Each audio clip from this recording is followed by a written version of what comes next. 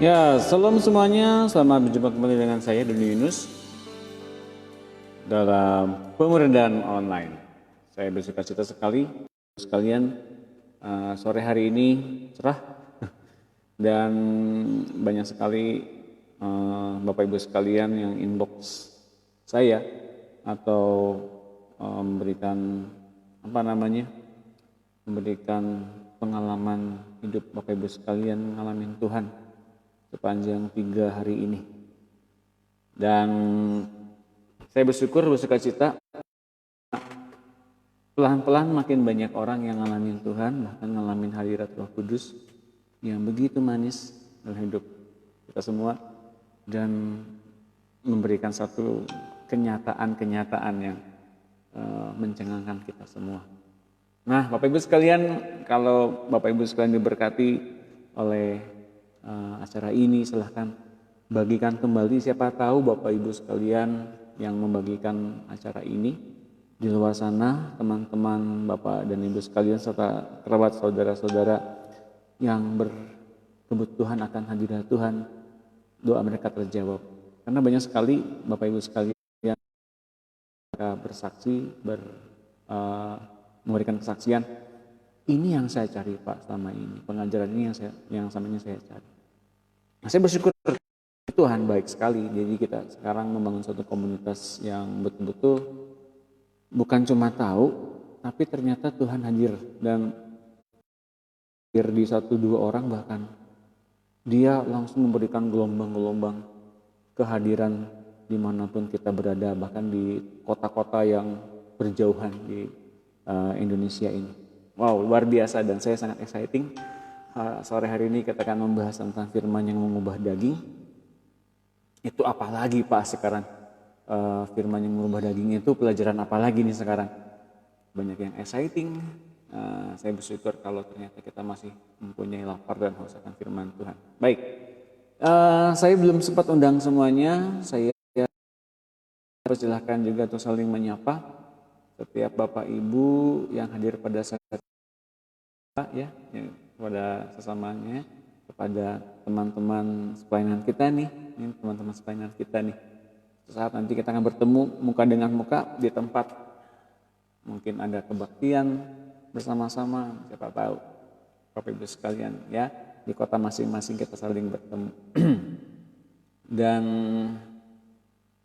ini ada yang dari Sabah juga. Halo Ibu Erni, ini ya dari Sabah. Ini teman-temannya Ibu Ruth yang juga di Malaysia. Yang dari Malaysia, Sabah, silahkan bergabung. Saya akan menunggu dulu untuk semuanya hadir Bapak Ibu sekalian, sambil saya menunggu siarannya juga stabil. Mudah-mudahan sampai di akhir nanti pertemuan kita siarannya stabil terus dan tidak terganggu. Kemarin sempat stabil, luar biasa loh. Ya, mari kita berdoa. Haleluya. Bapa Surgawi, kami bersyukur sore hari ini kami berkumpul, kami buka hati, kami dengar pengajaran-Mu. Kuasai kami dengan Roh-Mu, kelemah lembutan, kerendahan hatian yang telah Kau berikan lewat diri Tuhan Yesus. Itu menjadi satu cara untuk kami mendekat dan kami hidup oleh-Mu. Mari Bapak, penuhkan kami dengan firman dan kebenaran-Mu, dan terlebih lagi kerinduan isi hati-Mu. Dan Tuhan Yesus, mari hidup dalam diri kami, bergerak, menciptakan segala sesuatu dan bahkan mengubah tubuh kita ini menjadi tubuh yang penuh dengan kemuliaan-Mu, penuh yang serupa dengan kemuliaan. Mari Tuhan bangun hingga setiap perkataan-Mu itu hidup di akal budi, jiwa dan bahkan nyawa kami, hingga roh yang kita punya bersama-sama memiliki tubuh kebangkitan. Dan Roh Kudus berikan pada kami kuasa untuk mengerti apa yang diajarkan pada sepanjang pertemuan ini, dan ajarkan kami untuk praktek di dalamnya mengubah tubuh jasmani ini menjadi serupa dengan tubuh Kristus yang mulia. Terima kasih Roh Kudus. Dalam nama Tuhan Yesus kami mengucap syukur. Amin.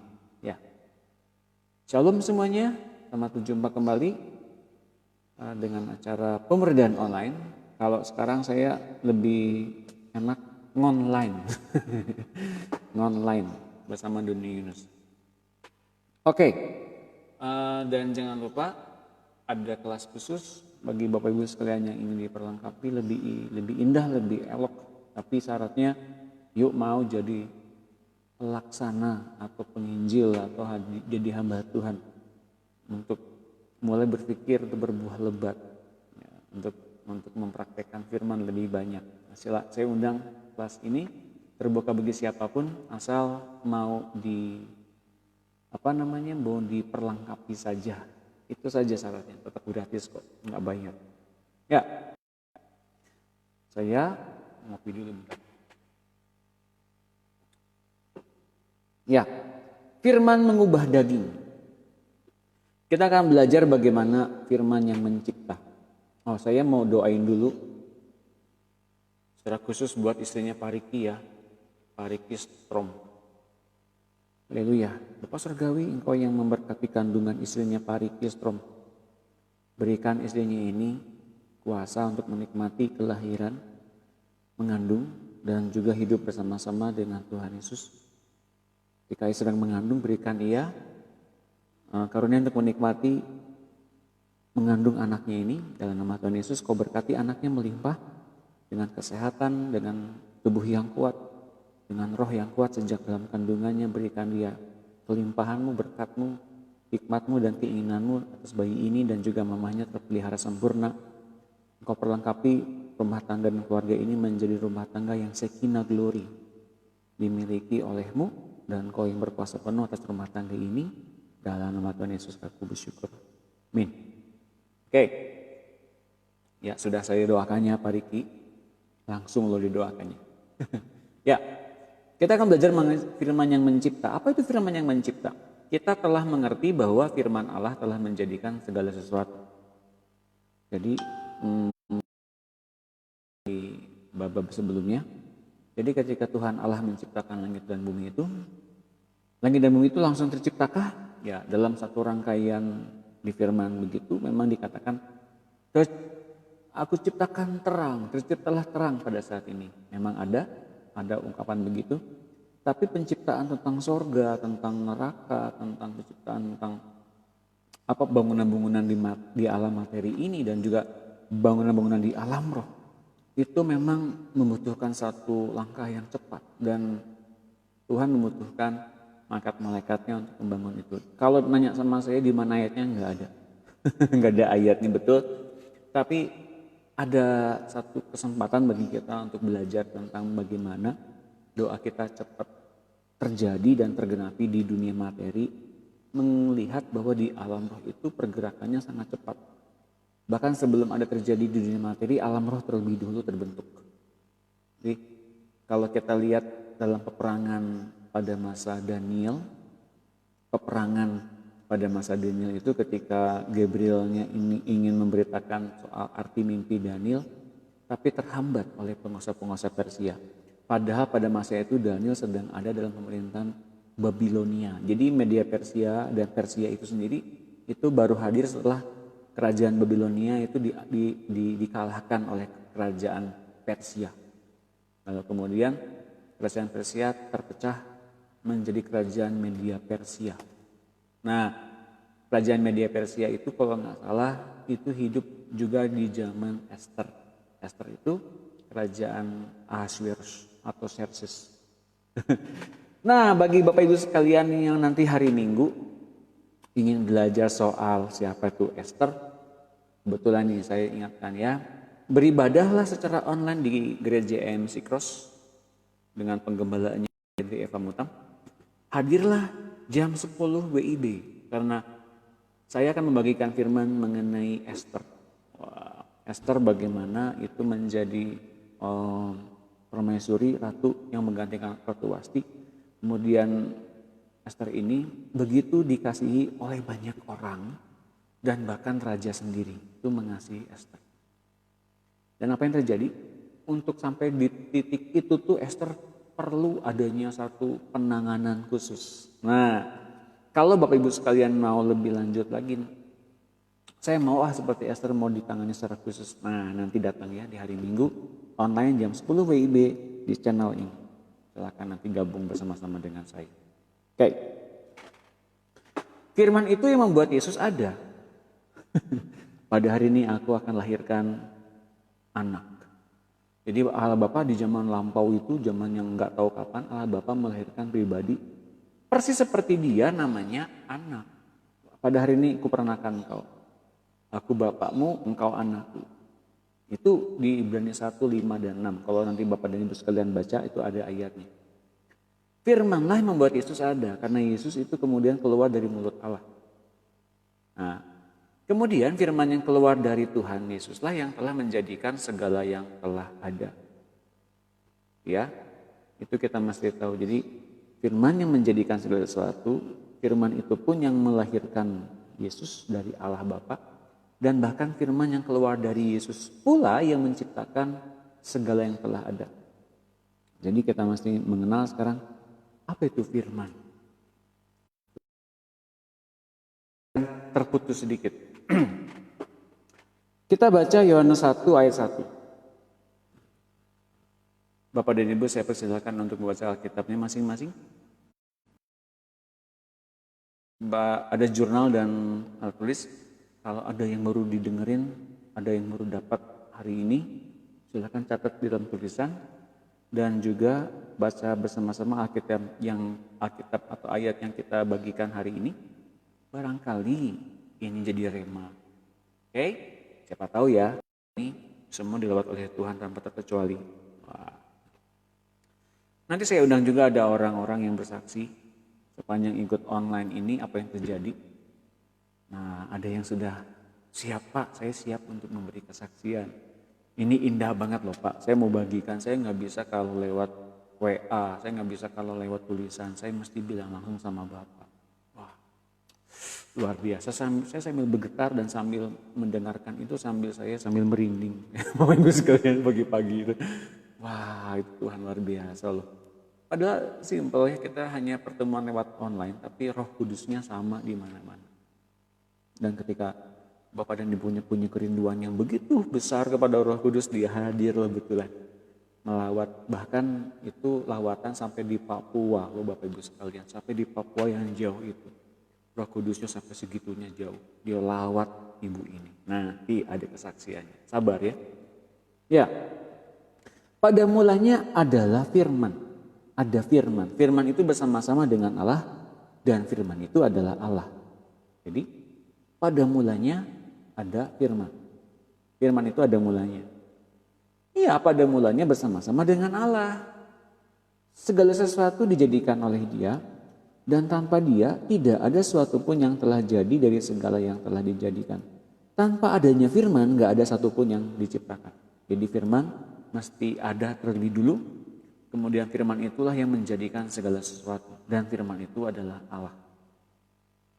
Tepatnya di dalam ayat ini, nanti di bawahnya, firman itu ternyata keluar dari Allah atau terpisah dari Allah. Dan kita kenal kemudian firman itu yang kita kenal sebagai Tuhan Allah, Allahnya Yakub, Allahnya Abraham, Allahnya Israel. Allah yang menyatakan diri juga kepada Musa. Itu Allah Israel, itu Tuhan Allah, itu firman namanya. Ya, oke. Yesaya 55 ayat 10. Sebab seperti hujan dan salju turun dari langit dan tidak kembali ke situ, melainkan mengairi bumi, membuatnya subur dan menumbuhkan tumbuh-tumbuhan, memberikan benih kepada penabur dan roti kepada orang yang mau makan. Demikianlah firmanku yang keluar dari mulutku, ia tidak akan kembali kepadaku dengan sia-sia, tetapi ia akan melaksanakan apa yang kukehendaki dan akan berhasil dalam apa yang kusuruhkan kepadanya. Kenyataannya Bapak Ibu sekalian, kalau Allah mengucapkan firman itu pasti jadi dan berhasil. Kembali tidak dengan sia-sia, tapi ada buahnya. Firman itu akan melaksanakan apa yang Tuhan kehendaki dan akan berhasil apa yang telah disuruhkan kepadanya. Itu firman. Jadi kalau kita sekarang dapat firman, itu firman yang kita terima, yang kita dengar, kemudian kita mengaminkannya, Anda akan dilawat oleh firman yang sama. Nah, ketika dapat kesaksian begini, padahal kan yang saya bagikan kan simpel-simpel ya, nggak terlalu berat banget gitu. yang kita bisa cerna bersama-sama, firman yang memerdekakan, firman yang mengubah luka batin, yang mengampuni. Asal orang yang mengampuni aja gitu, asal orang yang mau diubahkan oleh Tuhan aja.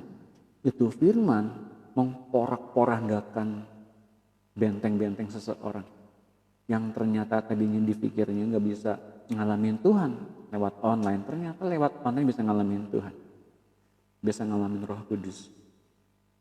Ternyata Pak, firman itu benar-benar membuat saya sampai dengan ngerasain bagaimana Tuhan tuh mengasihi saya. Bagaimana Tuhan tuh bisa membuat saya tuh benar-benar, ternyata ketemu sama Tuhan tuh menyenangkan sekali ya. Saya sampai menangis Pak semalaman Pak. Nggak tahan saya Pak. Sampai saya tuh nggak tahan Pak. Sampai nangis semalaman. Wah Bapak Ibu sekalian. Kalau nanti Bapak Ibu sekalian dengarkan kesaksiannya langsung dari ibu ini. Anda kemudian percaya dan kemudian Anda rindukan saat itu bagaimana firman melawat kita. Anda akan ngalamin pertemuan pribadi dengan Tuhan. Bahkan pertemuan pribadi dengan Roh Kudus. Wah, ini asik sekali. Karena kemudian dia tidak akan membuat gagal, tapi membuat berhasil. Apapun yang diucapkannya pasti berhasil. Kalau Anda ingin diberkati, Anda ingin dipulihkan, disembuhkan, diberikan kelegaan, Ia akan melakukannya. Anda ingin bertemu dengan Tuhan, Ia akan melakukannya. Anda ingin bertemu dengan Roh Kudus, Ia akan melakukannya. Anda ingin diubahkan habis-habisan jadi manusia yang lebih mempunyai purpose yang jelas, firman akan melakukannya. Dan Anda akan takjub ketika ngalamin Tuhan yang betul-betul hidup itu, hidup Anda akan diubahkan, nggak seperti dulu lagi. Asik, bener. Makanya jangan sampai bolos ya online-nya ya, meskipun ikutin rekamannya aja gitu, sebenarnya rugi loh. Bener rugi banget ya, jangan sampai kelewat, karena siapa tahu di langsung gini begitu banyak pernyataan Tuhan langsung, rasanya lebih enak gitu ya, bener nggak? Ya, makanan manusia dari masa ke masa ditentukan atau didefinisikan oleh firman Allah. Nah, makanan manusia itu apa saja? Semula makanan manusia adalah tumbuhan yang berbiji dan pohon-pohonan yang buahnya berbiji. Semua juga sebetulnya hewan-hewan, binatang-binatang yang diciptakan pada masa penciptaan dan bumi di Kejadian 2 dan seterusnya itu, Kejadian 2 ya, Kejadian 1 ayat 2 dan seterusnya ya. Itu adalah definisi bagaimana binatang-binatang pun makan tumbuh-tumbuhan, nggak ada rantai makanan. Jadi rantai makanan baru muncul ketika setelahnya. Pada masa-masa itu bahkan binatang pun hanya makan tumbuh-tumbuhan saja. Apakah Anda percaya begitu? Percayalah. Karena kitabnya nulis demikian. Sebentar saya akan ngecas dulu ya. Nah, sesudah kejatuhan manusia, mereka makan tumbuh-tumbuhan di padang. Dan kemudian apa saja dimakan. Sampai setelah banjir Nuh, ditetapkan kembali manusia makan segala yang bergerak dan hidup. Pada zaman Nuh, keluar dari bahtera lalu kemudian bertemu dengan Tuhan. Definisi makanan itu bagi Tuhan, silahkan makan apa saja yang bergerak dan hidup. Boleh dimakan. Sebagai tambahan, semua tumbuh-tumbuhan hijau. Nah, tapi ketika imamat Lewi ditetapkan, ketika Tuhan membawa orang Israel pergi dari Mesir, lalu mengucapkan janji dan mengikat perjanjian dengan bangsa Israel, di padang gurun itu ada satu keimaman yang mesti dinyatakan oleh Tuhan kepada bangsa Israel. Tuhan menetapkan pula apa makanan yang layak dimakan para imam. Dalam Imamat 11 ayat 1 sampai 47 dalam rangka menguduskan tubuh para imam. Jadi imam-imam itu mesti nurut apa yang diucapkan oleh Tuhan di masa itu, bagaimana mereka harus makan makanan yang ditetapkan oleh Tuhan. Jadi ingat ya, pada masa Adam dan Hawa makan tumbuhan yang berbiji dan pohon-pohonan yang buahnya berbiji, gitu ya, pada masa Adam. Pada masa Nuh yang bergerak boleh dimakan, plus tumbuh-tumbuhan dan tumbuh-tumbuhan yang hijau boleh dimakan. Tapi pada masa keimaman Israel atau imamat Lewi, makanan kemudian didefinisikan oleh Tuhan. Ini loh makanannya. Nah, makanan yang dibangun oleh Tuhan ditetapkan dalam Imamat 11 ayat 1 sampai 47 itu dalam rangka menguduskan tubuh para imam. Itu yang Tuhan inginkan. Ketika manusia diberi makan mana dari sorga, mereka makan sesuatu yang belum pernah diberikan kepada manusia. Tapi mana itu tak mengubah sifat tubuh mereka sedikit pun. Mereka boleh makan mana yang turun dari langit itu ya, yang katanya makanan malaikat, kata Alkitab. Nah, tapi makanan mana itu nggak merubah definisi apapun, nggak merubah tubuh manusia mendekat kepada sorga, tidak. Itu hanya berupa pemeliharaan yang dari Tuhan, bahwa mereka nggak bawa bekal, tapi mereka dipelihara oleh Tuhan. Makanan mereka dijamin oleh Tuhan dengan adanya mana itu. Nah, Allah mana yang berfirman tentang makanan manusia ini? Tuhan Yesus. Tetapi ketika dicobai oleh si iblis, ketika Yesus dicobai oleh si iblis di padang gurun selama 40 hari, ia membatasi diri kepada firman yang telah dia ucapkan sendiri. Ia tak membuat definisi baru yang mengatakan bahwa batu harus jadi roti untuk dimakan.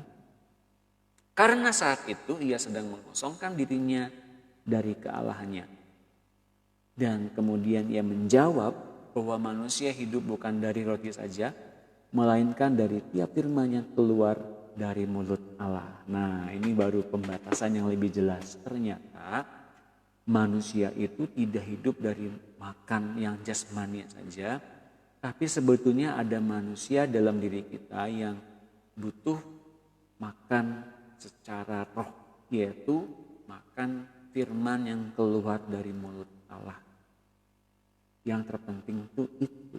Meskipun kita mesti butuh makan jasmani, tapi yang paling penting bagi roh kita, ini nih firman yang keluar dari mulut Allah.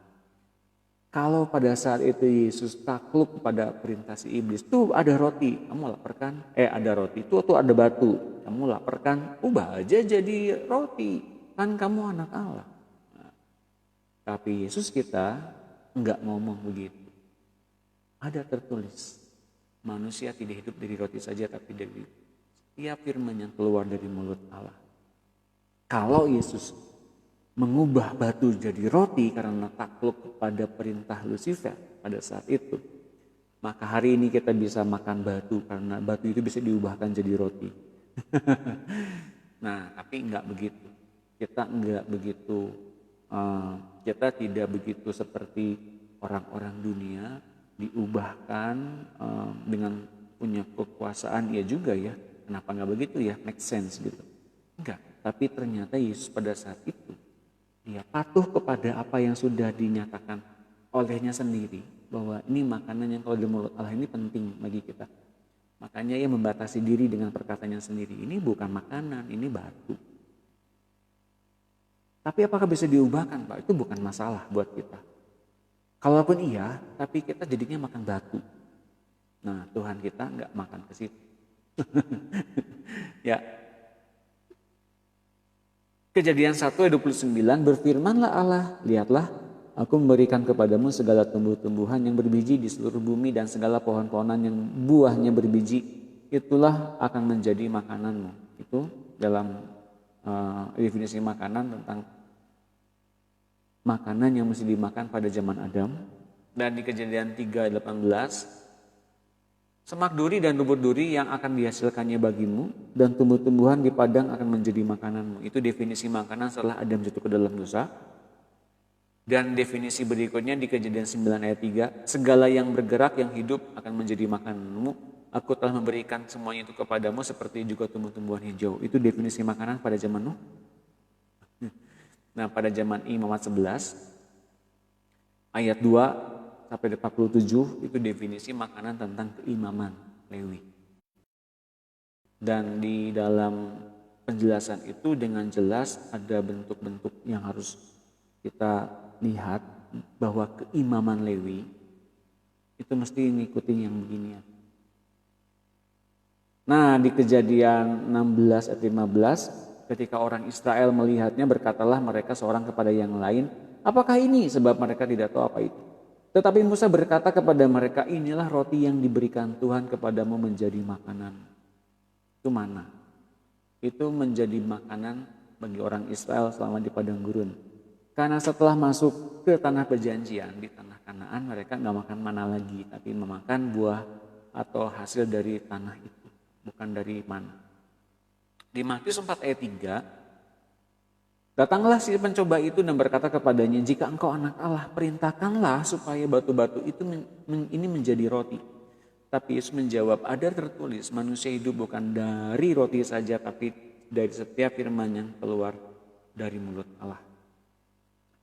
Nah, makanan yang ini kita mesti tahu, ini makanan bagi kita nih. Manusia hidup bukan dari roti saja. Penting sih roti. Tapi manusia hidup secara utuh, kekal dari setiap firman yang keluar dari mulut Allah. Ini yang lebih penting, yang lebih kekal. Ya. Nah, kepikir nggak apakah makanan bisa mengubah tubuh? Coba Anda pikir baik-baik. Adakah makanan yang bisa membuat dekat kita kepada Tuhan? Ada. Mana pun nggak bisa dekat kepada Tuhan. Nah. Adakah makanan yang bisa menjauhkan diri dari Tuhan? Mungkin ada.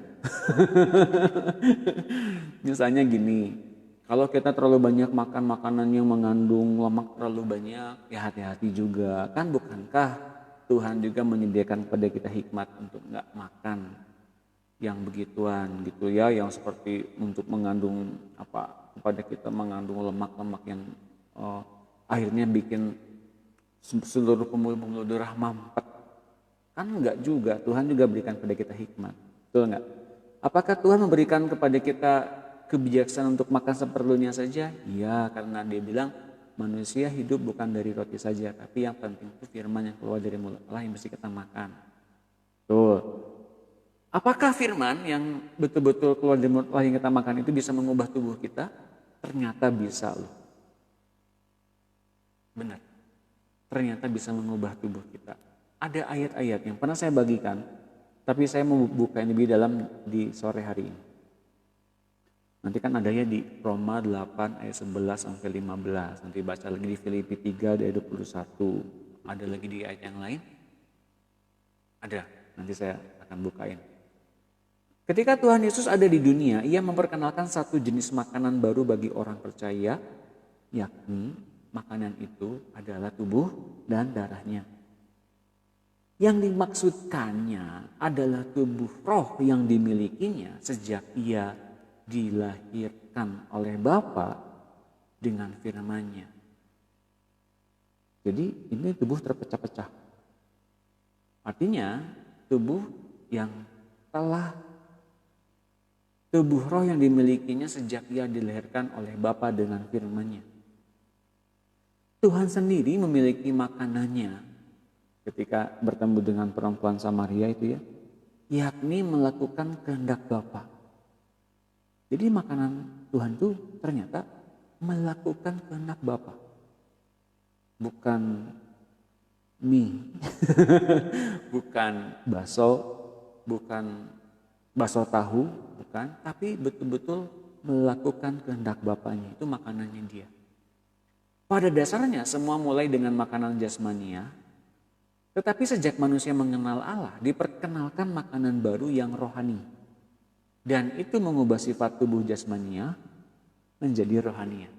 Nah, ternyata ini ya, ada makanan yang bisa mengubah tubuh jasmania menjadi bersifat rohania. Karena yang jasmania ini akan kembali menjadi debu tanah kalau nggak diubahkan. Kalau kita nanti akan diubahkan dalam sekejap mata ketika pada sangkakala berbunyi, memang sekejap mata diubahkan sih. Tapi perubahan gradasinya, perubahan itu dilakukan di saat-saat sekarang sampai dengan nanti pada saat pengangkatan. Karena yang membuat kita diubahkan oleh Tuhan di masa-masa ini adalah berdasarkan ketaatannya. Semakin kita taat kepada Tuhan yang dari firman itu banyak mengubah tubuh jasmani kita jadi lebih bersifat roh. Make sense nggak? Oke, akan kita bahas, tenang. Yohanes 6 ayat 33. Karena roti yang dari Allah ialah roti yang turun dari sorga dan yang memberi hidup kepada dunia. Kalau kita baca lebih teliti lagi ya, karena roti yang datang dari Allah. Roti yang dimaksud ini adalah tubuhnya, tubuh roh. Ialah roti yang turun dari sorga, tubuh roh yang turun dari sorga, dan yang memberi hidup kepada dunia. Yang memberikan kepada kita supply, bukan saja energi, bukan cuma saja nafas, bukan cuma darah, tapi benar-benar hidup. Di dalam hidup itu ada pikiran, ada perasaan, ada karakter. Okay. Ada pola-pola berpikir yang ditanamkan di dalam roh kita bersama-sama dengan roh Tuhan. Nah, kita mesti nangkep ini Bapak Ibu sekalian. Mengapa dalam pertemuan pribadi dengan Tuhan, mengapa dalam kepenuhan Roh Kudus, mengapa dalam baptisan Roh Kudus nanti kelak, mengapa dalam baptisan api? Apa ciri-cirinya orang yang alami baptisan? Oh, berbahasa roh. Kan orang bilang begitu ya. Oh, tumbang gitu. Enggak. Sebetulnya yang lebih jauh dari itu adalah sudahkah kita mengalami karakter Allah yang sejati, yang sudah dibentuk dan dirupakan dalam bentuk logos, yaitu Yesus Kristus. Kalau kita sudah mengarah ke sana, bisa saja kita mengalami baptisan atau kepenuhan Roh Kudus dan kemudian baptisan api. Bisa saja. Tapi kalau ternyata belum diubahkan juga hingga hari ini, meskipun Anda berbahasa roh, meskipun kita semua punya karunia bernubuat, sekalipun hebatnya kita punya penglihatan-penglihatan yang tajam di dunia roh, tapi kalau karakter kita belum diubahkan, sama aja bohong. Karena yang sedang diubahkan itu tubuh jasmania menjadi tubuh rohania. Ya Tuhan Yesus. Yang lebih banyak bekerjanya Tuhan Yesus yang ada di dalam diri kita. Dia yang punya banyak pikiran, yang dia berperasaan, dia yang bergerak. Sebetulnya dia yang memberikan satu inisiatif, bukan kita. Oke, ngerti ya? Yohanes 4 ayat 32, akan tetapi dia berkata kepada mereka, padaku ada makanan yang tidak kamu kenal. Karena itu murid-murid itu berkata kepada seorang kepada yang lain, apakah ada orang yang telah membawa sesuatu kepadanya untuk dimakan? Kata Yesus kepada mereka, makananku ialah melakukan kehendak Dia yang mengutus aku dan menyelesaikan pekerjaannya. Jadi dia punya makanan, ngelakuin apa yang Bapaknya ingin dan menyelesaikan setiap pekerjaan-pekerjaan. Nah, di dalam Yohanes 6 ayat 5 dikatakan begini, sebab dagingku benar-benar makanan dan darahku benar-benar minuman. Nah, di dalam ayat dan pasal itu, Bapak Ibu sekalian, kan banyak orang tuh ngikutin Tuhan ya, 5.000, 4.000 ngikutin Tuhan, dan mereka berharap bahwa Tuhan tuh mungkin menunjukkan demonstrasi yang lebih gitu ya. Dan ternyata banyak orang ikut Tuhan tuh ingin kesembuhannya atau ingin ada sembakonya dikasih lewat Tuhan, dikasih roti dan dikasih ikan gitu, dan mereka kenyang. Oke. Pemenuhan komunitas hidup seorang ikut Tuhan ternyata begitu. Dan ketika ngomongin soal makanan, Tuhan mengajarkan dengan keras. Dia memberikan kepada murid-murid di luar 12 orang itu tentang mesti makan dagingnya dan minum darahnya. Oh, banyak orang ninggalin Tuhan gara-gara itu, karena mereka bilang perkataan ini keras, siapa yang dapat mendengarkannya? Mereka berpikir mereka mesti menjadi kanibal. Padahal sebetulnya benar-benar bahwa ketika kita makan tubuhnya Tuhan Yesus dan minum darahnya Tuhan Yesus, kita benar-benar menikmati makanan dan minuman yang benar-benar secara roh kita dibangun oleh itu. Tapi memang pada masa-masa itu nggak ngerti soal yang rohani ternyata ya. Dan ternyata meskipun Tuhan mengajarkan dengan begitu banyak pancingan-pancingan agar orang lebih banyak datang untuk menanyakan. Nah mereka sebetulnya nggak terlalu tahu-tahu juga. Begitu mereka dengar, oh bagus sih pengajarannya, buat pergi lagi, nggak ngerti. Sebetulnya mereka tuh nggak ngerti pelajarannya apa sih gitu. Baru kepada 12 murid yang bertanya langsung kepada Tuhan mengenai pengajarannya apa, Tuhan jawab kepada 12 orang murid ini. Nah,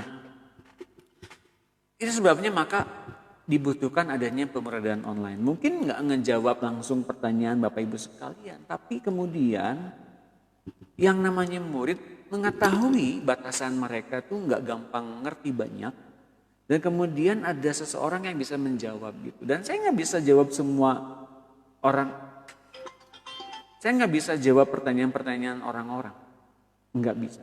Semua saya jawab gitu. Mungkin ada kalanya ada orang yang punya pertanyaan dan terjawab. Tapi kan ada orang-orang yang Tuhan yang berikan kepada mereka seperti itu. Agar mereka mencari Tuhan betul-betul. Yang mereka butuhkan dan semua yang kita butuhkan saat ini. Benar-benar adalah hadirat Tuhan. Adalah perkataan Tuhan sendiri. Adalah benar-benar daging dan darahnya Tuhan sendiri. Yaitu tubuh rohnya Tuhan. Yang bisa mengubah tubuh roh kita hingga tubuh daging kita sekarang ini diubahkan tidak lagi menjadi tubuh yang fana tapi menjadi tubuh yang serupa dengan tubuhnya yang mulia. Ayatnya ada ya, coba kita buka Filipi.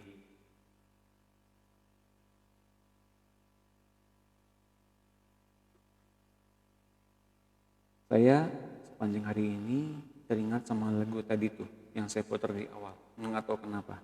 Through It All. Saya suka sekali lagu itu. Mungkin itu lagu-lagu di awal-awal saya lahir baru. Waktu saya masih mudaan dikit. Tapi lagu itu sangat berkesan sih buat saya. Ya.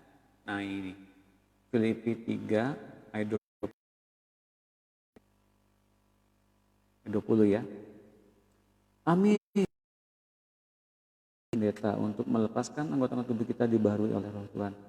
Bagi agak anggu dan seluruh ya. Filipi 3:20. Lihat ini kita baca sama-sama ya. Karena kewargaan kita adalah di dalam sorga dan dari situ kita menantikan Tuhan Yesus Kristus sebagai juru selamat. Lihat ini ayat 21 yang kita yang hina ini. Tubuh kita yang akan menjadi debu tanah kembali ini. Sehingga serupa dengan tubuhnya yang mulia. Tuhan bisa mengubah tubuh kita yang hina, yang fana, yang akan menjadi debu tanah ini agar serupa, bukan cuma mirip, benar-benar serupa dengan tubuhnya, dengan tubuh kemuliaannya. Ya, Tuhan yang sanggup. Iya kan dia Tuhan Pak, iya dia adalah Tuhan dan sanggup. Tapi kitanya mau enggak diubahkan oleh Tuhan. Karena kemudian di ayat 21 di belakangnya ini yang ini. Sehingga serupa dengan tubuhnya yang mulia menurut kuasanya yang dapat menaklukkan segala sesuatu kepada dirinya. Dia adalah Tuhan, dia adalah juru selamat, dia adalah pengubah tubuh yang kita punya sekarang ini. Diubahkan oleh dia agar kita mempunyai keserupaan dengan tubuh kemuliaannya. Amin. Tapi dia nggak bisa kerja kalau kitanya nggak taat. Kitanya nggak takluk kepada perkataannya, kepada pengajarannya, kepada kebenarannya. Jadi apa yang diubahkan? Mereka yang bisa taat kepada Tuhan. Taat setaat-taatnya, sedetil-detilnya, maka semua fungsi-fungsi yang dimiliki oleh Tuhan Yesus itu hidup di dalam tubuh jasmani kita, diubahkan. Anda boleh cek apakah benar ada kuburan Elia, apakah benar ada kuburan Henokh, apakah benar ada kuburan Yesus. Memang kalau di dalam Yesus, tapi itu fakta yang digembar-gemborkan oleh golongan-golongan tertentu yang ketika bangkit dari kuburan, mereka yang menjaga kuburan dan orang-orang kemudian dibayar oleh penguasa pada saat itu untuk memberitakan kebohongan. Oh, mayatnya dicuri oleh murid-muridnya. Bapak Ibu sekalian, kalau sekiranya pada hari itu benar mayat Yesus dicuri dan tetap mati, bahwa ini kita nggak punya pengharapan tentang kebangkitan dari kematian. Bahwa hari ini jalan kepada sorga belum terbuka, dan pada hari ini tidak ada perkataan kepada hati kita, inilah anakku yang kukasihi, kepadamu aku berkenan. Ketika kita mengasihi Yesus, Bapak Ibu sekalian, ketika kita nurut kepada Tuhan Yesus, sebetulnya satu pribadi yang berkata kepada kita di hari itu ketika kita nurutin Yesus adalah pribadi yang bicara kepada banyak orang ketika Yesus dibaptis di Sungai Yordan. Dan orang-orang gak tahu itu siapa yang ngomong dari langit. Berkali-kali dia ngomong dari langit, banyak orang gak tahu. Oh mungkin Guntur, oh mungkin ada malaikat. Kalau Anda jadi pengikut Kristus hari ini, itu karena ada pribadi Bapa yang bicara kepada kita untuk datang kepada Yesus. Dan itulah kemudian yang bisa mengubahkan tubuh jasmania kita menjadi serupa dengan tubuh Kristus yang mulia, dengan tubuh kemuliaannya. Yuk kita buka ayatnya di dalam Roma 8 ayat 11.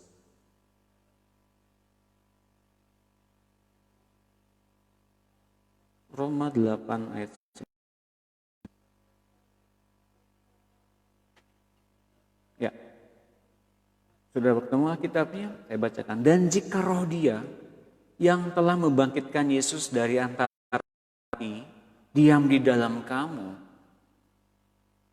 roh Allah yang membangkitkan Yesus dari kematian diam dalam diri kita, maka Ia yang telah membangkitkan Kristus Yesus dari antara orang mati, maka Allah Bapa akan menghidupkan juga tubuhmu yang fana itu oleh rohnya, akan menghidupkan tubuh jasmaniah kita oleh roh Allah Bapa yang diam dalam kamu.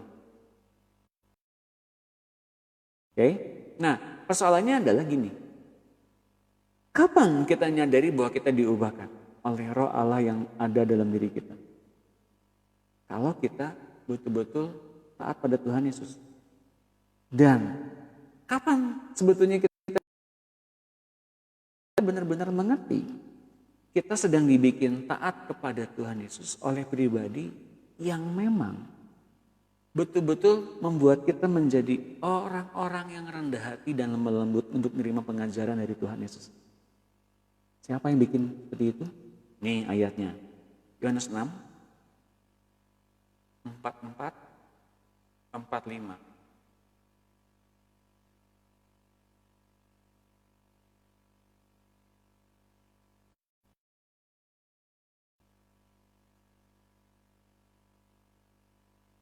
Tidak ada seorang pun yang dapat datang kepadaku jikalau ia tidak ditarik oleh Bapa yang mengutus aku, dan ia akan kubangkitkan pada akhir zaman.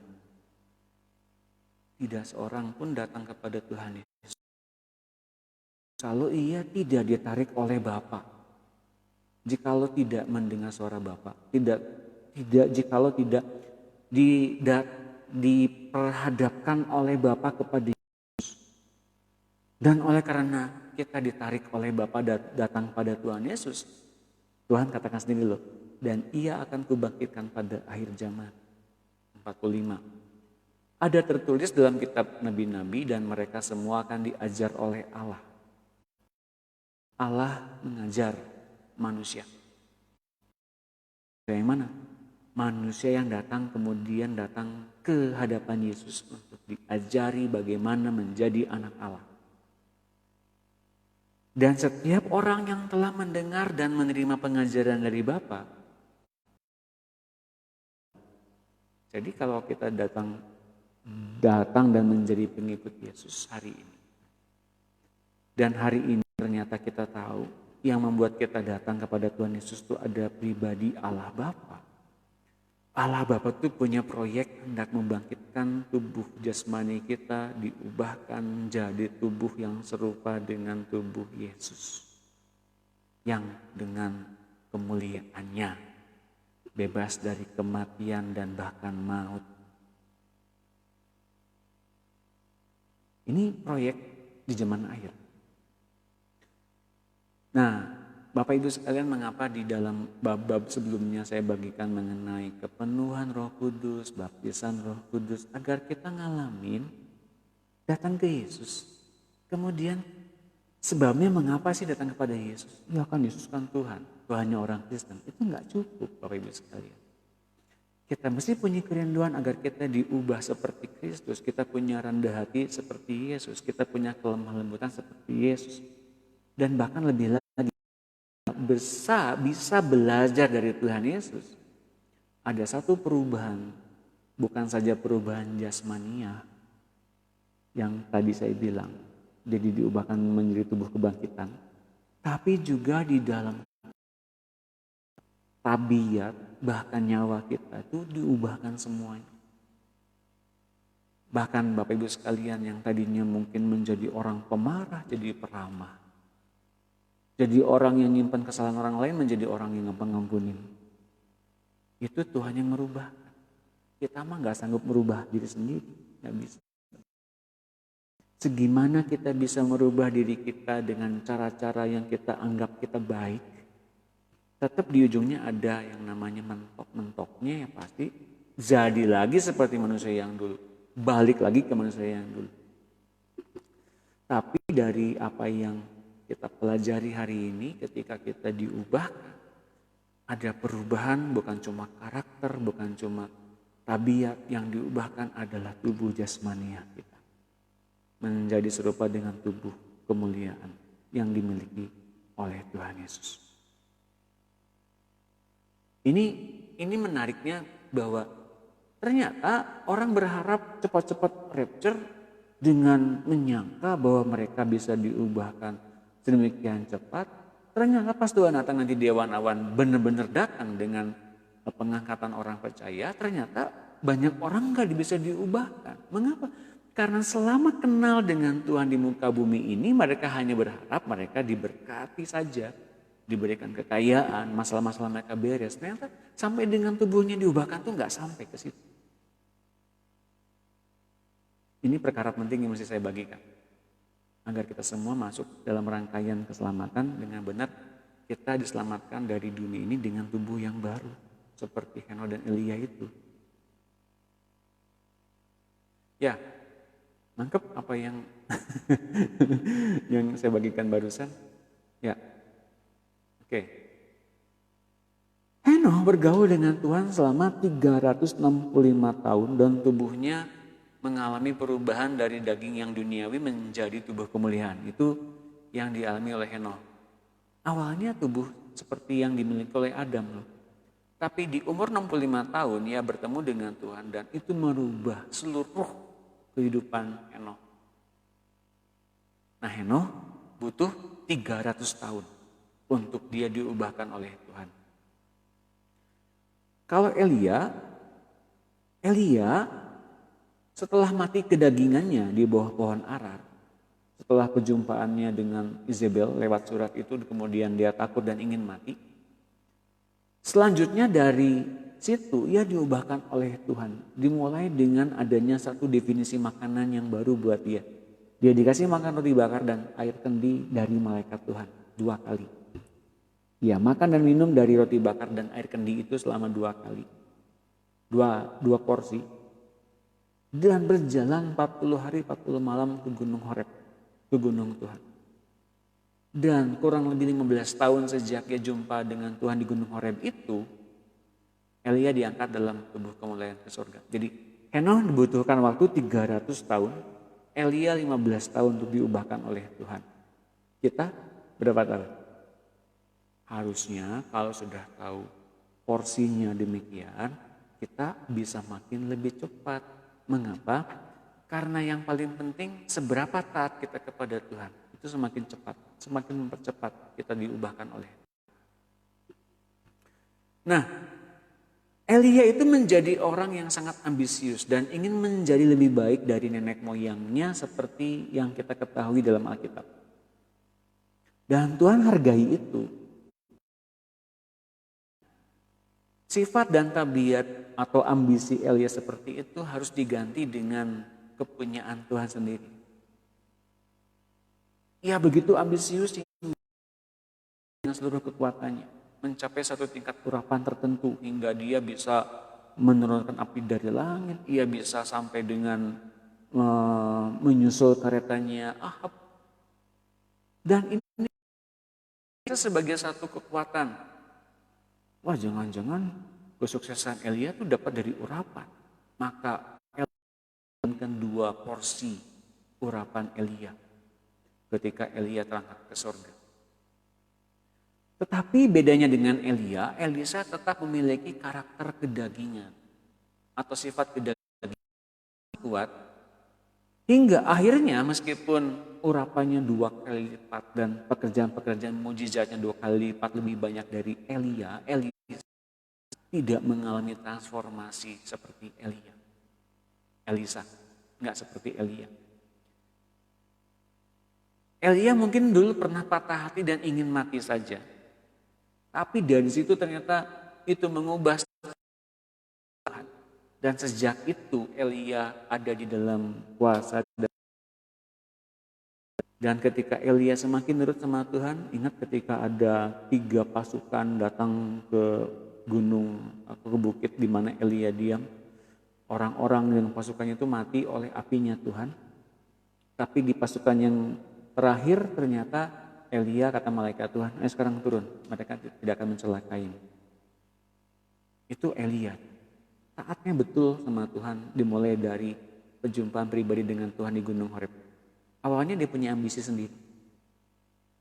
Tuhan mengubah tubuhnya Elia menjadi baru sejak definisi makanan yang baru kepada Elia ketika di Padang Arat. Yaitu ketika ia makan roti malai, minum air kendi. Dagingnya telah mati di bawah pohon Arat itu dan segala ambisinya. Dan karena kematian kedagingannya itulah telah memberi kesempatan bagi Elia untuk menikmati proyek surgawi untuk mengubah tubuhnya. Ingat ini, hidup kita dimulai dari yang namanya kematian tubuh dosa kita di kayu salib. Hidup kita berawal dari salib. Kematian manusia lama kita dan hati lama kita di kayu salib itu awal kehidupan kita bersama-sama dengan Tuhan. Dan kalau kita ternyata bersama dengan Tuhan berjalan terus dalam ketaatan yang diberikan oleh Roh Kudus, ditolong oleh Roh Kudus tepat kepada Tuhan Yesus dan menerima percikan darahnya, kita bilang begitu ya. Bahkan kita ternyata diberi kesempatan untuk mencicipi tubuh yang seperti dimiliki oleh Tuhan Yesus di masa-masa ini. Hingga pada saat nanti di skakala berbunyi, pengangkatan gitu ya. Itu yang sudah diubahkan itu pasti akan terangkat naik. Nah, di dalam kesempatan ini saya membagikan ayat Kejadian 5:23. Jadi Henoh mencapai umur 265 tahun dan Henoh hidup bergaul dengan Allah, walk with God. Lalu ia tidak ada lagi sebab ia telah diangkat oleh Allah. Nah, di dalam 1 Raja-Raja 19 ayat 4 itu bagaimana Elia memakan roti bakar, minum air kendi 2 kali, kemudian ia berjalan selama 40 hari 40 malam ke Gunung Horeb dan berjumpa dengan Tuhan. Disitulah ternyata letak perubahannya ketika ia memakan definisi makanan yang berbeda, maka Elia. Nah, sekarang apa yang sedang kita dapatkan di dalam sore hari ini? Kita sedang didorong untuk menjadi prototipe proyek surgawi masa kini. Contoh berubah rupa agar kita beroleh kesempatan untuk menjadi menjadi orang-orang yang menerobos dunia dengan perubahan-perubahan karakter, perubahan-perubahan tabiat, dan juga akhirnya bisa merubah tubuh jasmania kita menjadi serupa dengan tubuh. Jadilah contoh untuk orang-orang yang ingin mengalami pengangkatan. Ini proyek rahasia karena tidak semua orang Kristen akan diangkat. Rahasia ini belum pernah dibukakan, baru sekarang dibukakan. Bahkan Paulus pun tak memperolehnya karena ia begitu sibuk melayani seluruh hidupnya. Bahkan Paulus sebetulnya belum terlalu banyak punya program seperti ini karena memang pada saat itu dia mesti banyak melakukan penerobosan ke jemaat-jemaat di luar bangsa Israel. Nah sekarang Tuhan ngomong lebih banyak karena sudah tiba masanya umat-umat Tuhan mesti mengalami pengangkatan dengan serius. Perubahan dari tubuh jasmania kepada tubuh rohania dan kemudian tubuh rohania kepada tubuh kemuliaan itu mesti kita serius kerjakan dari mulai sekarang. Oke? Pengubahan daging manusia oleh firman telah terjadi semasa Henoh dan Elia. Pada zaman yang terpisah, Henoh pada zaman Henoh, Elia pada zaman Elia, cuma 2 orang, yang lain mengalami kematian. Di akhir zaman ini terjadi ada jumlah yang massal, bukan cuma Henoh dan Elia saja, tapi jumlah yang massal pada saat pengangkatan. Namun orang-orang dari sekarang harus dipersiapkan sebelum hal itu terjadi.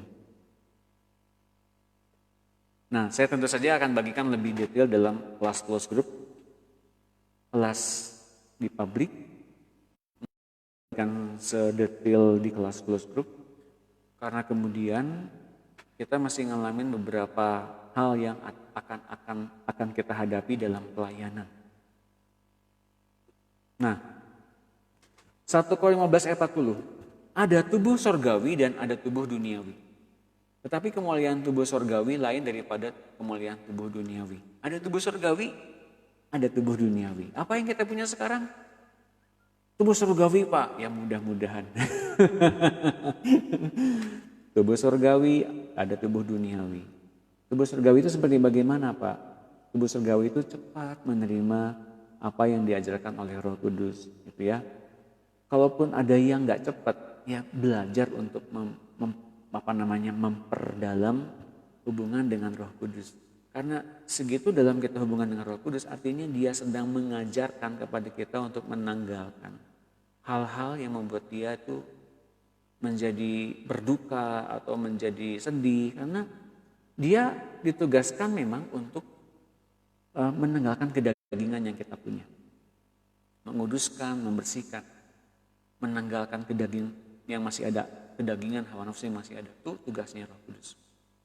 Hingga ternyata halangan-halangan, kalau ternyata masih ada yang duniawi masuk, itu tugasnya Roh Kudus untuk memberikan kepada kita pernyataan-pernyataan. Misalnya seperti yang kata tadi Pak Stephen bilang, kalau pasta teduh Pak, nah itu tandanya kita mesti ngalamin pendisiplinan. Jam makan mesti teratur. Oh Pak, jam makan kok teratur, mesti diteraturin hubungannya dengan saat teduh gimana? Oh, bayangkan baik-baik, kita makan 3 kali sehari. Kalau makan 3 kali sehari, sudahkah kita teratur jadwalnya? Dan kalau kita jadwal teratur, makannya teratur, kita pun akan tidur teratur, akan mandi teratur, akan saat teduh teratur. Dan itu nyambung kepada seluruh aspek kehidupan kita sebetulnya. Tapi kalau makan kita nggak teratur, bisa jadi tidur kita nggak teratur, bisa jadi bangun kita bahkan nggak teratur.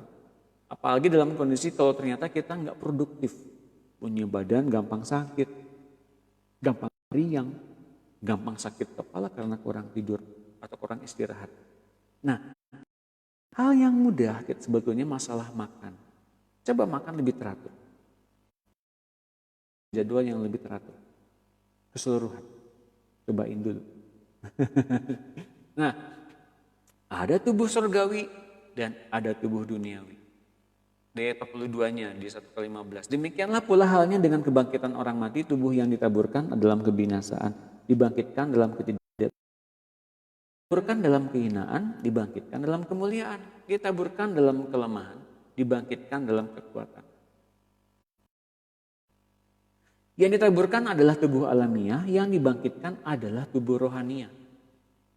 Yang pertama disemai itu, ditaburkan itu adalah tubuh alamiah. Tapi yang dibangkitkan itu adalah tubuh rohania. Alamiahnya gimana Pak? Ya tetap dalam tanah. Yang dibangkitkan adalah tubuh rohania. Pak, bukankah semua orang punya tubuh rohania? Kalau begitu semua orang di muka bumi ini semua masuk ke surga. Tubuh rohani yang dimaksud ini yang sudah diubahkan atau dipersatukan dalam tubuh yang satu itu bersama-sama dengan Tuhan Yesus. Barang siapa yang mengikatkan diri dengan Tuhan Yesus akan dia. Artinya apa? Roh kita dan roh Kristus menyatu jadi satu tubuh. Roh. Oke, itulah anak Allah. Nah, kalau ternyata yang ditaburkan tubuh alamiah tanpa tubuh rohani bersama-sama dengan Tuhan Yesus, ketika nggak bisa terangkat. Tapi yang terangkat adalah mereka yang punya tubuh roh bersama-sama dengan Tuhan Yesus meskipun dia telah meninggal. Seperti ada tertulis, manusia pertama, Adam, menjadi makhluk yang hidup.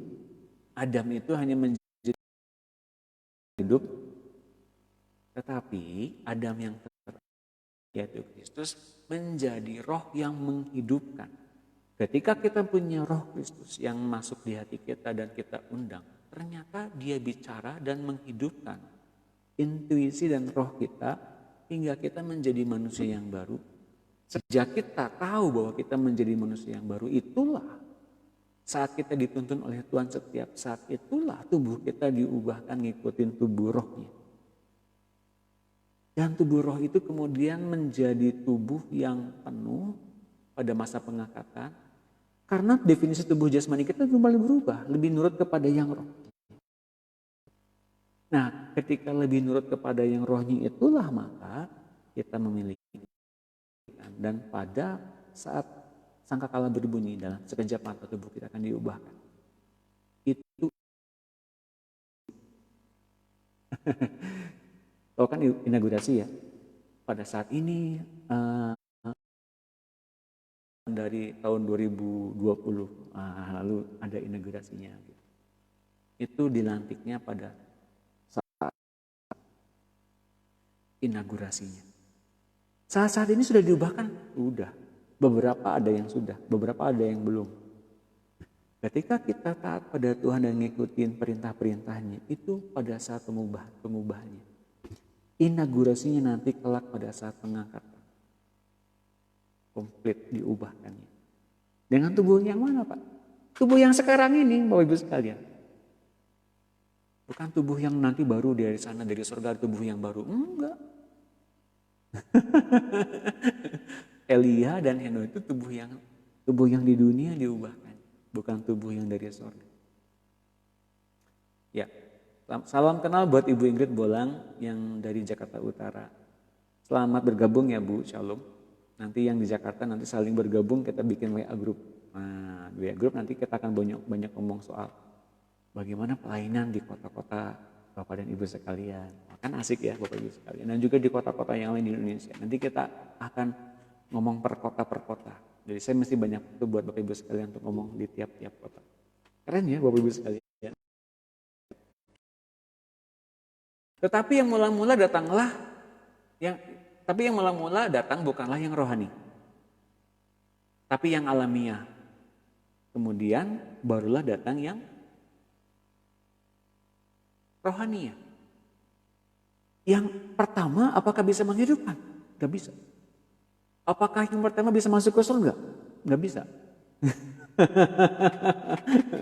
Betul ya?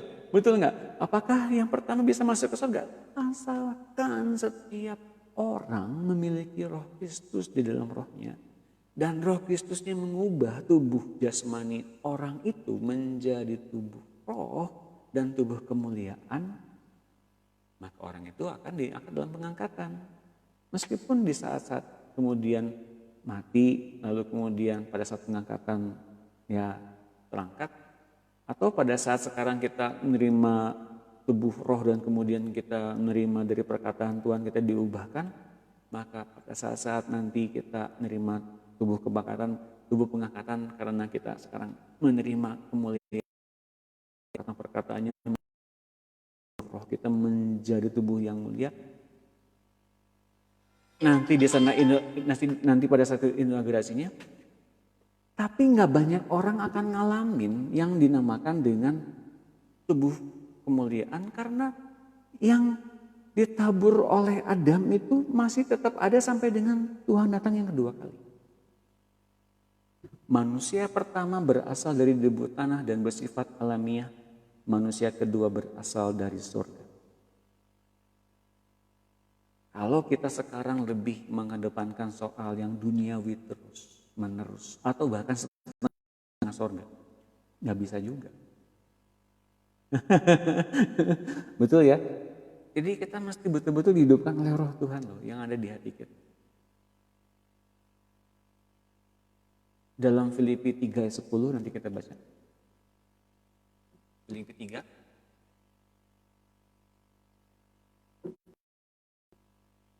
Yang kukandaki ialah mengenal Dia dan kuasa kebangkitannya.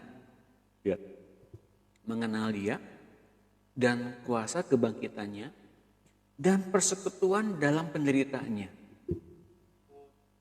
Di mana aku menjadi serupa dengan Dia dalam kematiannya, supaya aku akhirnya kebangkitan dari antara orang mati. Perhatikan baik-baik. Mengenal Tuhan dan kuasa kebangkitannya dan persekutuan dalam penderitaannya, di mana aku menjadi serupa dengan Dia dalam kematiannya, supaya aku akhirnya beroleh kebangkitan dari antara orang mati. Kita buka ke Roma 6 ayat 6 sampai 11. Roma 6. Ini serupa dalam penderitaannya. Roma 6 ayat 6 sampai 11. Lihat ini. Serupa dalam penderitaan bersama-sama dengan Tuhan Yesus. Apa yang Ia derita? Karena kita tahu bahwa manusia lama kita telah turut disalibkan jadi manusia lama dengan segala hati lamanya, tabiat lamanya, karakter lamanya mesti disalibkan. Supaya tubuh dosa kita hilang kuasanya. Agar tubuh manusia lama, agar beroperasi lagi, maka tubuh dosa dan karakternya dan tabiatnya itu mesti mati, disalibkan. Agar jangan kita menghambakan diri lagi kepada dosa. Tahu nggak, dosa itu bukan berarti kita nggak berdosa loh. Dengan kita artinya nggak berbuat dosa dengan cara kita ninggalin dunia ini lalu pergi ke dunia yang jauh di sana, di dekat dengan langit, dunia di atas awan-awan gitu, di puncak-puncak gunung yang tinggi. Apakah kita bisa nggak berbuat dosa?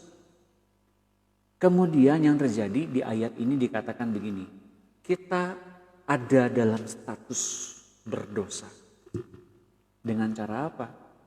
Dengan cara kita masih punya yang namanya hawa nafsu. Hawa nafsu masih ada dalam diri kita, itu menandakan bahwa itulah tubuh dosa kita. Itu mesti mati di kayu salib. Kita nggak boleh punya hawa nafsu lagi. Bagaimana bisa Pak? Kan kita masih punya hawa nafsu. Nggak bisa, udah nggak boleh. Tandanya bahwa kita memang benar-benar mati. Kita mati tubuh dosa kita dengan memakukan manusia lama, hawa nafsu, dan segala keinginan-keinginannya di kayu salib. Oke, itu save dulu ya Roma 6 ayat 6 sampai 11, baru di ayat 6 kita langsung ngomong tentang Efesus 4 ayat 22. Oke. Efesus 4 ayat 22.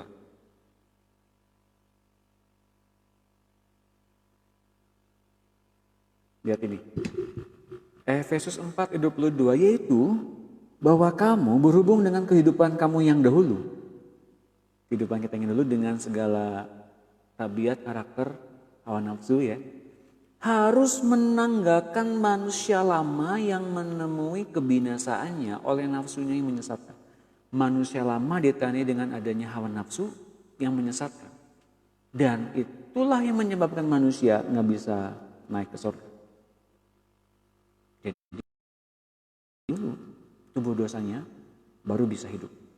Sampai dengan hidup itu benar-benar nggak ada hawa nafsunya sama sekali. Baru bisa. Apakah bisa, Pak? Oke, baru kita masuk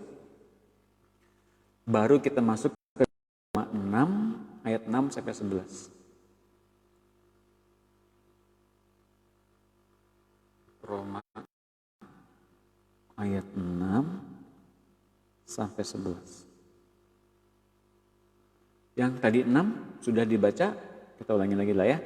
Karena kita tahu bahwa manusia lama kita telah turut disalibkan dalam kuasanya agar jangan kita menghambakan diri lagi kepada dosa. Ayat 7. Sebab siapa yang telah mati, ia telah bebas dari dosa. Mati apanya?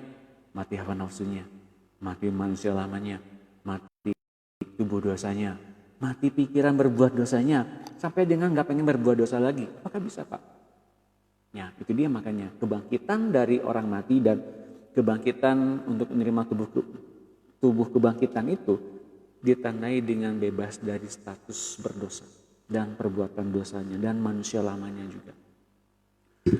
Ayat 8. Jadi jika kita telah mati dengan Kristus, kita percaya bahwa kita akan hidup juga dengan seperti apa? Disalibkan manusia lama kita 2000 tahun yang lalu dan Tuhan sudah bayar di muka semuanya. Karena kita tahu bahwa Kristus sesudah ia bangkit dari antara orang mati, tidak mati lagi, maut tidak berkuasa lagi atas dia. Hanya adalah kematian terhadap dosa. Satu kali dan untuk selama-lamanya dan kehidupannya adalah kehidupan bagi Allah. Ciri bahwa kita mempunyai hidup tubuh kebangkitan yang sedang dinyatakan oleh Tuhan di dalam roh kita adalah kita abstain terhadap dosa. Artinya kita tuh benar-benar nggak berurusan lagi dengan ditandai dengan tidak punya yang namanya hawa nafsu. Abstain from sinful lust. Jadi bermusuhan dengan dosa, bermusuhan dengan pikiran-pikiran untuk berbuat dosa. Kepikiran pun enggak. Bisa begitu? Nah, dan ditandai dengan kemudian selain itu kehidupan yang memang difungsikan untuk kehidupan bagi Allah. Ini menarik. Bagaimana bagi Allah dengan cara-cara manusia kita? Kalau kita dengan kehidupan kita sendiri dengan manusia lama kita nggak mungkin. Satu-satunya cara manusia lama dan pikiran-pikiran lamanya mesti dimatikan di kayu salib. Ganti dengan norma yang baru yang di set up dari nol lagi. Bagaimana roh kita dikasih tahu oleh rohnya Tuhan di hati kita dengan cara-cara yang ingin dia inginkan. Yang ingin untuk kita lakukan seperti apa yang dia inginkan. Itulah kemudian yang membuat kita di ayat yang 11. Demikianlah hendaknya kamu memandangnya bahwa kamu telah mati bagi dosa, tapi kamu hidup bagi Allah dalam Kristus Yesus. Sebab itu hendaklah dosa jangan berkuasa lagi di dalam tubuhmu yang fana, supaya kamu jangan menuruti keinginannya.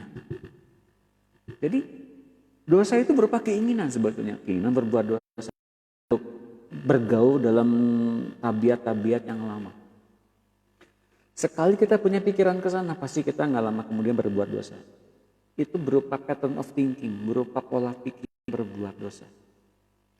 Roh Kudus seringkali membuat kita menjadi orang-orang yang punya alarm yang dalam tingkat dini sekali. Kepikiran pun nggak mau. Nah, sampai ke situ. Mengapa Yusuf kemudian lari dari rumah Potifar ketika istri majikannya mengejar dia? Kalau bagi orang dunia mungkin itulah kenikmatan dunia. Tapi bagi Yusuf itu bukan polanya. Ya lari. Jadi Bapak Ibu sekalian, kalau ada dosa di sekitar kita, kita jangan bergaul dengan dosa tapi lari. Karena itu bukan patron kita. Apapun itu. Setiap ada godaan yang kita lihat dengan mata, cepat-cepat matanya tutup. Kita bilang lebih baik cungkilah matamu daripada dengan kedua matamu kamu masuk ke neraka. Kita nggak usah jungkil mata kita masuk ke dalam sorga. Nggak usah. Jangan lihat yang aneh-aneh. Jangan dengar yang aneh-aneh.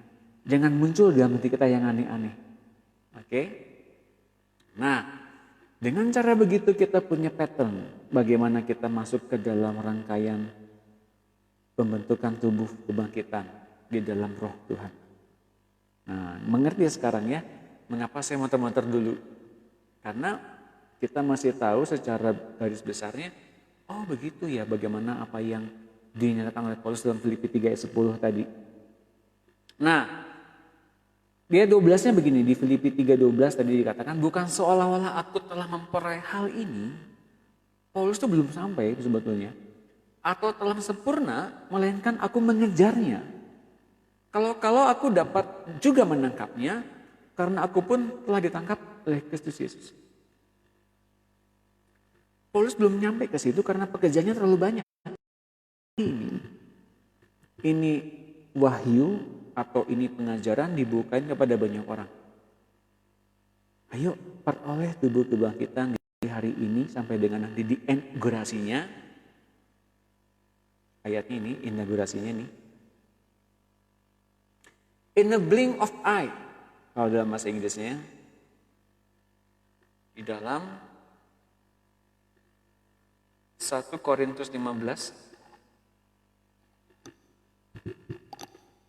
ayat 1 Korintus 15 ayat 51 53. Oke. Buka Alkitabnya masing-masing, dan bila ada satu pernyataan yang Bapak dan Ibu baru dapatkan, silakan catat agar bisa diingat.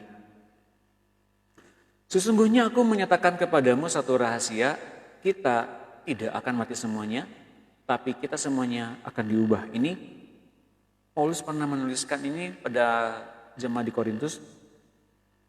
Dia berharap dia pun akan sampai ketika Tuhan datang dia gak mati. Tapi ternyata masih ya, sampai ya. Sampai hari ini dia masih ada di Firdaus dengan tubuh roh, bukan dalam tubuh pengangkatan. Belum. Dia nungguin kita sebetulnya untuk diangkat, untuk memperoleh tubuh kebangkitan bersama-sama. Kita tidak akan mati semuanya, tapi kita semuanya akan diubah. 52. Dalam sekejap mata, pada waktu bunyi nafiri yang terakhir, sebab dan orang-orang mati akan dibangkitkan dalam keadaan yang tidak dapat binasa, dan kita semua akan diubah. Kita semua akan diubah. Dalam sekejap matanya orang bilang, kan diubahnya dalam sekejap mata. Enggak. Lihat. Sesungguhnya aku menyatakan kepadamu suatu rahasia, kita tidak akan mati semuanya. Ada yang mati memang, tapi ada yang tetap bertahan sampai dengan Tuhan datang yang kedua kali. Yang ikut di sini semuanya akan tetap hidup sampai dengan Tuhan datang yang kedua kali. Katakan amin. Tetapi kita semuanya akan diubah, dalam sekejap mata, diubah sekejap mata. Apakah benar sekejap mata? Kalau sekali lagi saya katakan, kalau orang-orang Kristen belum punya tubuh roh yang bisa membuat tubuh roh itu betul-betul taat pada Tuhan Yesus, dan Tuhan Yesus orang itu, dan berdasarkan ketaatan penuh dari orang tersebut kepada Tuhan, maka Tuhan akan mengubahkan sampai dengan inaugurasi nanti pada saat 15:51-52 ini. Tapi kalau ternyata Roh Kristusnya hanya diam sebagai Tuhan saja dan tidak mengubahkan dengan cara kita mendengar nurut sama dia, kita ngikutin instruksinya hari demi hari. Kalau dibiarkan begitu saja diam, ya nggak bisa diubahkan. Apa yang diubahkan Bapak Ibu sekalian?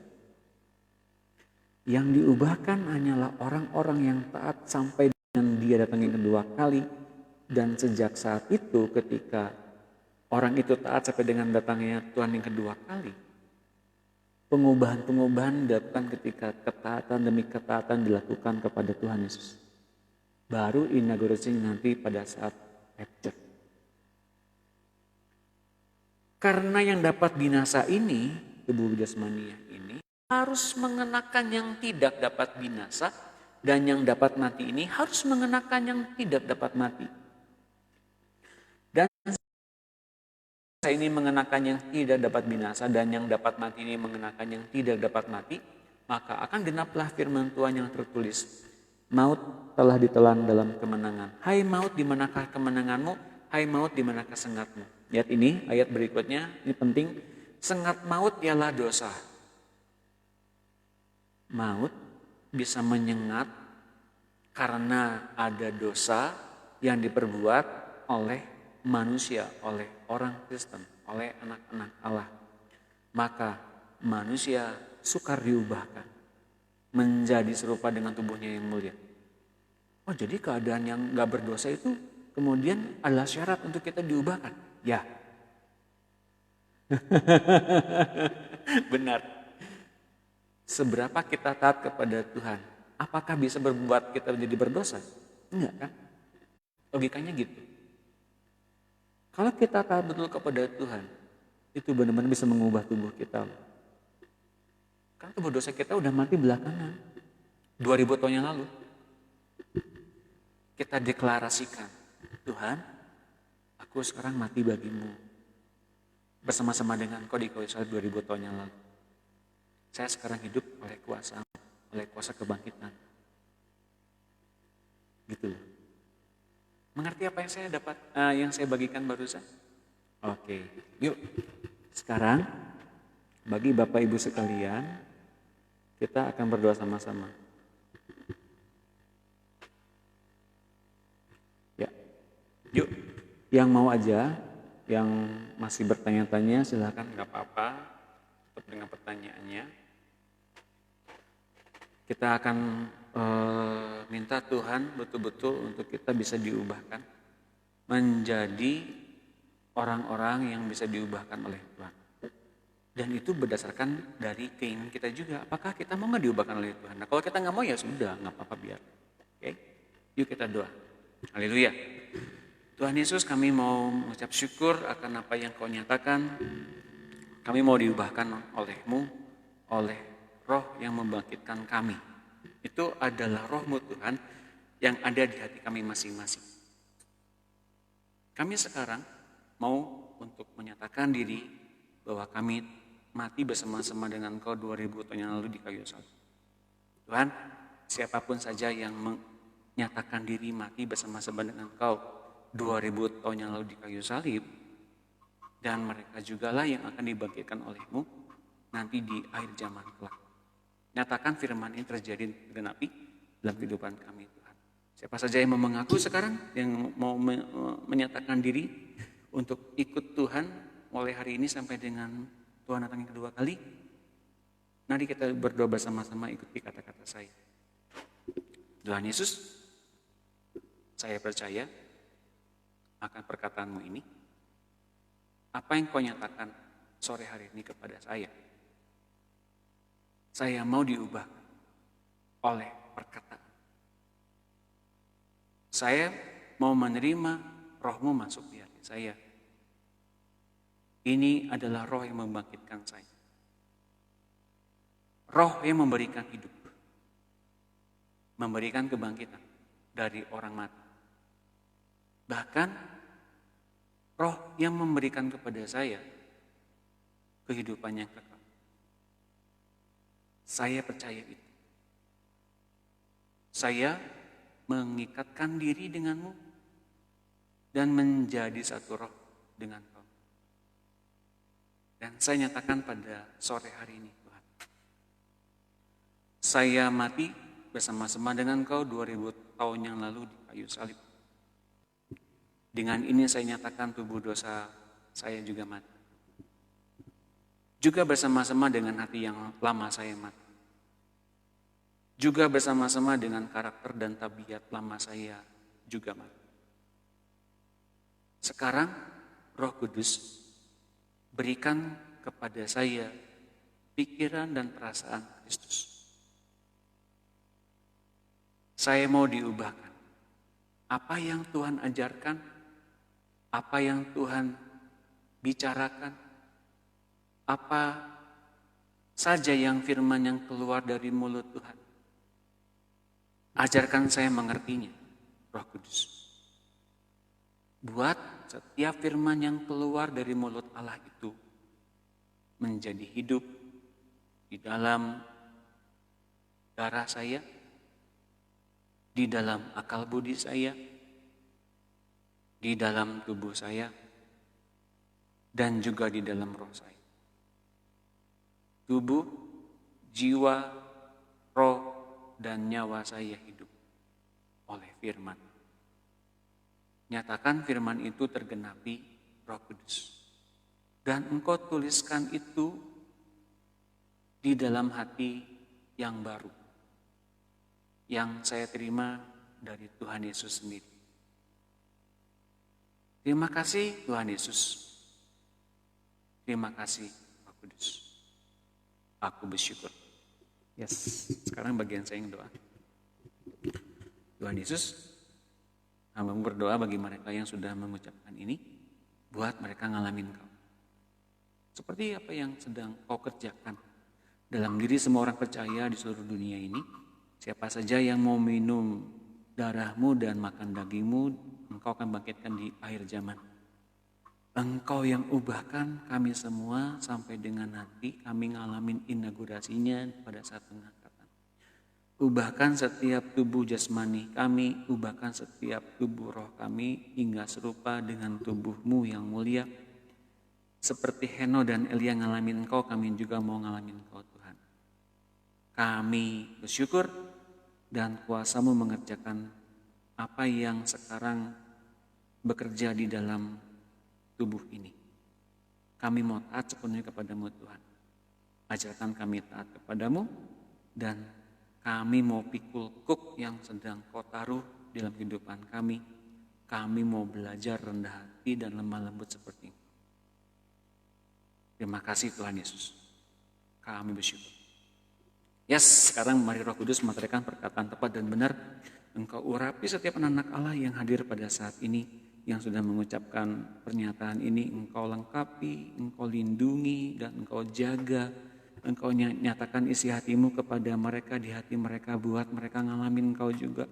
Buat mereka ngalamin Tuhan Yesus, dan akhirnya buat mereka ngalamin kepenuhan kealahan, kepenuhan Allah Bapa. Mari Roh Kudus buat semua orang-orang yang tadi menyatakan diri untuk masuk menjadi anak-anak Allah yang akan diangkat. Buat mereka ngalamin pribadi-Mu, bukan kata orang, bukan kata doktrin apa yang sedang Engkau hidupkan, tapi mereka ngalamin Engkau Roh Kudus. Kami bersyukur. Terima kasih. Kudus, dalam nama Tuhan Yesus kami mengucap syukur. Haleluya. Amin. Ya. Wah, udah jam 7 ya, setengah 7. Oke, bagaimana? Mau terusin? Udah dekat? Ya. Ya.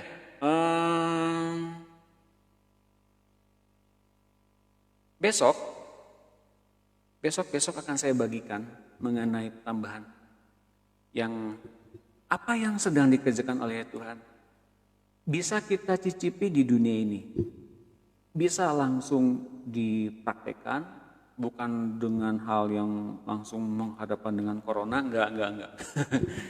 Di dalam Alkitab pernah ada orang yang pernah bekerja sama dengan Roh Kudus dan mereka enteng sekali dipakai oleh Roh Kudus. Enteng sekali hingga betul-betul bisa dipergunakan dipergunakan bagi kerajaan Allah dengan efektif.